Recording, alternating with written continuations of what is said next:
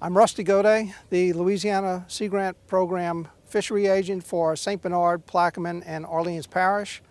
I work for the Sea Grant Program, which is a subset of NOAA and the Louisiana State University Ag Center.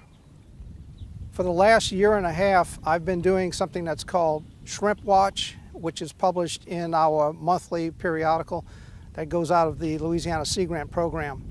And Shrimp Watch is an effort to capture the most recent data that's coming out of the shrimp harvest sector and present that to the both to the shrimpers and to the public sector before it goes in for review in NOAA. This data comes directly from the shrimp landings and is then passed to Wildlife and Fisheries, which then passes it to NOAA, which then passes it back to Wildlife and Fisheries, where it becomes official. What I do with that data as I get it from the NOAA website is I turn it into graphics, which are then placed in the monthly periodical Lanyap, which is available on the Sea Grant website. The Sea Grant website then presents that to statewide, well actually nationwide, and lets the people know what the preliminary data is on the shrimp landings for Louisiana for the previous month.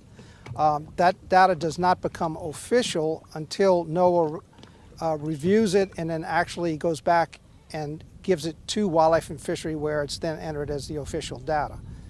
This month was particularly interesting because the initial data that I turned into graphics illustrated that the month of May has had a 2/3 reduction of the shrimp landings relative to the same time period in 2009. Concomitant with that would be the acceleration of the marketing efforts and the increase of the price, which is almost twice as much as for instance, for the U11s. The price is almost twice as much as we had for the same time in 2009. For the 4-year average, we are still, the harvest for May of 2010 indicates that the data that we have thus far indicates that we are roughly 1/3 of the catch as for the 4-year average of 2009 through 2006. The reduction in harvest of the shrimp in Louisiana in May of 2010 is pretty complicated, and we can't say what the exact causality of that is thus far. We all suspect that the closure of the harvest grounds had a lot to do with the depression of the landings. But we have to think that these closures are something that the state and the federal have imposed on the shrimping industry. BP has thus far made attempts at compensating the fishermen who have lost income because of those closures.